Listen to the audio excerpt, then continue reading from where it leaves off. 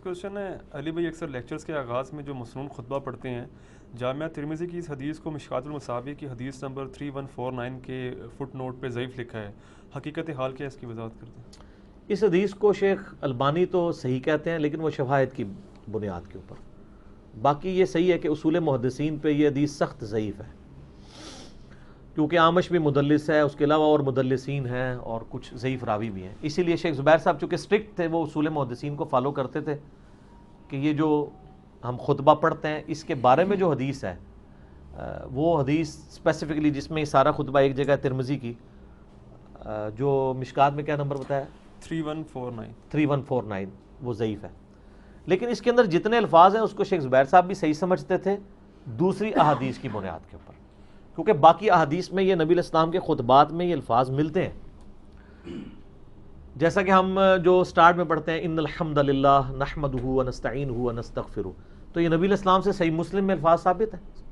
وہ مشہور حدیث جو ایک ضماد نامی، اردو میں ضماد کیونکہ وہ ضاد ہے، عربی میں ضاد، ضماد نامی ایک شخص تھا جس کے بارے میں مشہور تھا کہ لوگوں کے جن نکال دیتا ہے، اور کسی کے اوپر سحر کا اثر ہو تو وہ نکال دیتا ہے.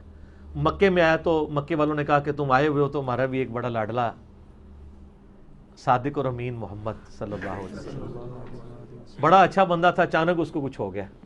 وہ تو یہی سمجھتے تھے کہ جنات کا اثر ہے کہ آپ جا کے وہاں غار حرا میں اتنی دیر بیٹھتے تھے اکیلے، آج بھی آپ جائیں تو آپ ڈر جائیں جناب وہ جس چوٹی کے اوپر ہے، تو کہتے ہیں رات کو کوئی مسئلہ ہو گیا ہوگا. اور وہ بڑی نیک نیتی کے ساتھ کچھ لوگ یہ سمجھتے تھے. تو ضماد کو انہوں نے کہا کہ اس نے کہا ٹھیک ہے میں علاج کرتا ہوں تو میں چلا جاتا ہوں. نبی صلی اللہ علیہ وسلم کے پاس حاضر ہوا، صحیح مسلم میں حدیث ہے، اور کہا کہ اے محمد صلی اللہ علیہ وسلم، میں یعنی جنات کا، آسیب، ان چیزوں کا علاج کرتا ہوں، تو اگر آپ یعنی مناسب سمجھیں تو میں آپ کا علاج کر دیتا ہوں اگر آپ کے ساتھ یہ ایشو ہے، تو آپ بتائیں کہ آپ کے ساتھ کیا مسئلہ ہے. تو نبی علیہ السلام نے کہا ان الحمد للہ نحمدہ ونستعینہ ونستغفرہ ونعوذ باللہ من شرور انفسنا ومن سیئات اعمالنا من یہدہ اللہ فلا مضل لہ ومن یضلل فلا ہادی لہ واشہد ان لا الہ الا اللہ وحدہ لا شریک لہ واشہد ان محمدا عبدہ ورسولہ. کیا سوز و گداز ہے جی، کاش آپ کو عربی آتی ہوتی تو آپ کو پتا ہوتا کہ کیا پڑھا ہے. تو اس نے کہا یہ دوبارہ پڑھیں. نبی علیہ السلام نے دوبارہ پڑھا، پھر اس نے کہا ایک بار پھر پڑھیں، تیسری بار پڑھا. اس نے کہا میں گواہی دیتا ہوں کہ آپ اللہ کے رسول ہیں. سر جو علاج کرنے آیا تھا وہ مسلمان ہو گیا، لیکن جنہوں نے بھیجا تھا وہ پھر بھی نہیں ہوئے. جیسے فرعون نے جو جادوگر بلائے تھے وہ حضرت موسیٰ علیہ السلام کو مان گئے کہ بھئی یہ جادو نہیں ہے، کیونکہ وہ جانتے تھے کہ جادو کیا ہو سکتا ہے. اس کو بھی پتا تھا کہ جنات کے اثر میں یہ باتیں نہیں نکلتی ہیں، وہ اوٹ پٹانگ باتیں ہی نکلتی ہیں. یہ تو غیر، ابھی تو قرآن اس نے سنا ہی نہیں ہے، صرف نبی علیہ السلام کا خطبہ سنا. قرآن میں تو پھر اور جان ہے. تو یہ والے پہلے الفاظ جو ترمذی والے ہیں تو مسلم شریف میں ہیں. اس کے بعد جو میں پڑھتا ہوں اما بعد، اس کے بعد فإن خیر الحدیث کتاب اللہ وخیر الہدی ہدی محمد صلی اللہ علیہ وآلہ وسلم وشر الامور محدثاتها وکل محدثۃ بدعہ وکل بدعۃ ضلالہ وکل ضلالۃ فی النار. تو سر یہ الفاظ تو زیادہ تر صحیح مسلم میں 2005 نمبر حدیث ہے، جو امام جعفر صادق نے امام باقر علیہ السلام سے اور انہوں نے جابر بن عبداللہ سے روایت کی ہے کہ نبی علیہ السلام ہر خطبے سے پہلے یہ پڑھا کرتے تھے آگاہ ہو جاؤ اس کے بعد حمد و صلاح کے بعد. حمد و صلاح وہی ہوگی ان الحمد للہ، کہ سب سے بہترین کلام اللہ کی کتاب ہے، سب سے ہدایت یافتہ راستہ محمد صلی اللہ علیہ وآلہ وسلم کا ہے. بدترین کام وہ ہیں جو دین میں خود سے داخل کیے جائیں، اور اس طرح کی تمام کام بدعتیں ہیں، تمام بدعتیں گمراہیاں ہیں، تمام گمراہیاں دوزخ میں لے جانے والی ہیں. یہ اگلے والے الفاظ جو ہیں ابو داؤد ترمذی میں اور سنن نسائی میں موجود ہیں. تو یہ الفاظ اس کے اندر موجود ہیں. رہا اس میں جو ہم بعد میں آیات پڑھ رہے ہوتے ہیں، جیسے جمعے کے خطبے میں سورہ نساء کی شروع کی آیت پڑھی جاتی ہے یا ایھا الناس اتقوا ربکم الذی خلقکم من نفس واحدہ وخلق منها زوجہا وبث منہما رجالا کثیرا ونساء. یہ والی آیت جو ہے تو یہ بھی صحیح مسلم میں ایک حدیث ہے، آپ کو پتا وہ بڑی مشہور حدیث ہے کہ نبی علیہ السلام کے پاس کچھ نیو مسلمز آئے تو ان کے چہرے پہ غربت کے آثار تھے، پاؤں میں جوتیاں نہیں تھیں، کپڑے بھی پھٹے پرانے تھے. نبی علیہ السلام کا دل پسیج گیا اور صحابہ کہتے ہیں آپ کے چہرے سے ہم نے ناگواری کے آثار دیکھے. آپ کے چہرے سے فوراً رسپانس آ جایا کرتا تھا. نبی الاسلام نے اذان کے بعد ظہر کی نماز پڑھائی اور پھر آپ نے ممبر لگا کے خطبہ دیا. آپ نے پہلی آیت یہی پڑھی, یا ایھا الناس اتقوا ربکم الذی خلقکم من نفس واحدہ. یعنی اب یہ جو نیو مسلم آئے ہیں یہ بھی تمہارے باپ آدم کی اولاد ہے. ٹھیک ہے. اس کے بعد پھر آپ نے وہ سورہ حشر کی آیت پڑھی, یا ایھا الذین آمنوا اتقوا اللہ ولتنظر نفس ما قدمت لغد واتقوا اللہ. ہر جان یہ دیکھے اس نے آگے کیا بھیجا ہے.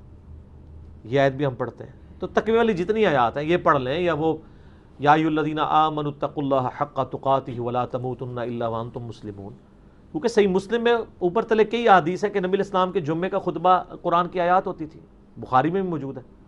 تو یہ ساری تقوی والی آیات آپ علیہ السلام نے پڑھ کے پھر کہا کہ صدقہ کرو اللہ کی راہ میں, خواہ ایک کھجور ہی صدقہ کرو, اپنے آپ کو دوزخ کی آگ سے بچا لو.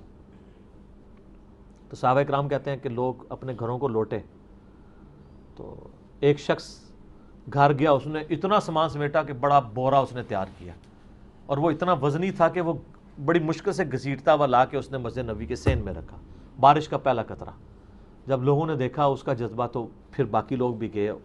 تو نبی علیہ السلام اتنے خوش ہوئے. آپ نے اس شخص کے بارے میں فرمایا جس نے اسلام میں اچھا طریقہ جاری کیا, جس کو بدعت بنایا ہوا انہوں نے, اچھی بدعت و بری بدعت, یہ تو اچھا طریقہ تھا, سنتن حسنتن.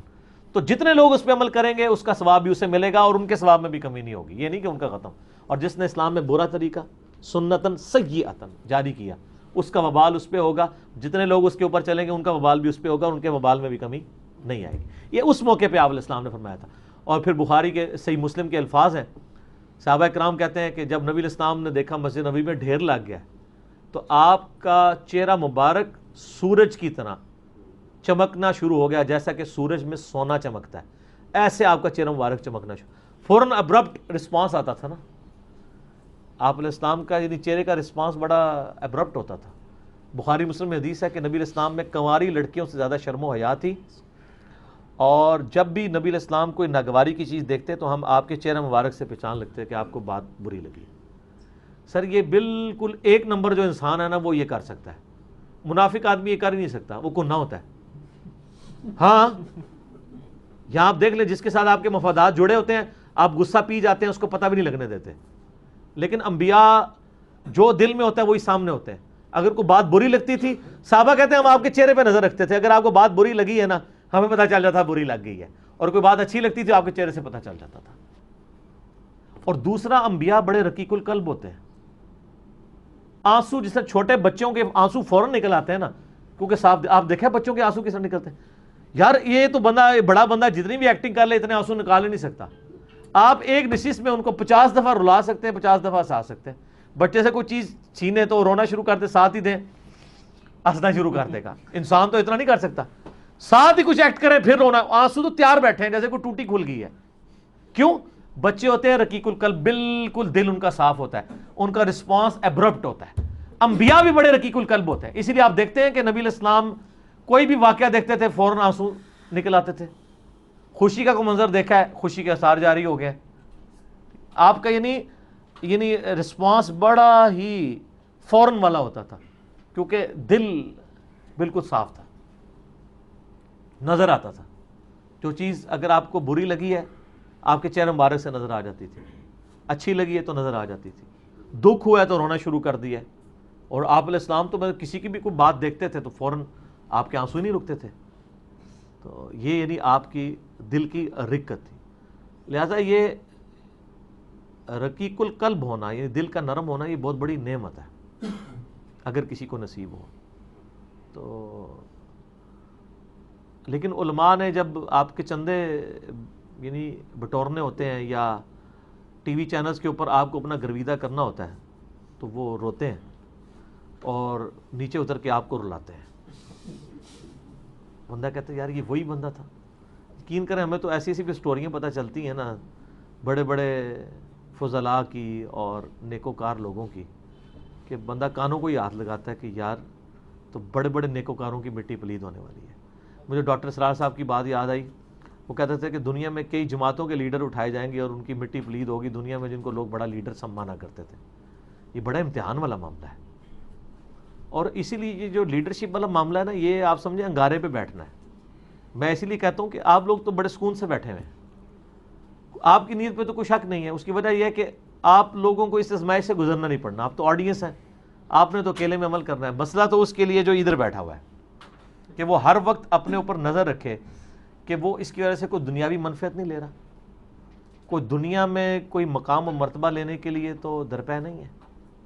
تو اسی لیے میں نے اپنی حد الامکان انسانی کوشش میں تو آخری درجے تک شیطان کا ہر دروازہ بند کر دیا کہ میرے نام پہ کوئی چندہ نہیں لے گا, نہ میری زندگی میں نہ مرنے کے بعد.